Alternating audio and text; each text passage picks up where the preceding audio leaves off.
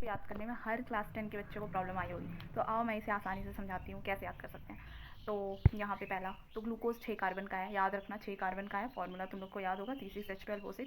और ये साइटोप्लाज्म में जो है पायरुवेट में कन्वर्ट हो जा रहा है, और पायरुवेट 3 कार्बन का होता है। याद रखना यहाँ पे एनर्जी रिलीज हो रही है।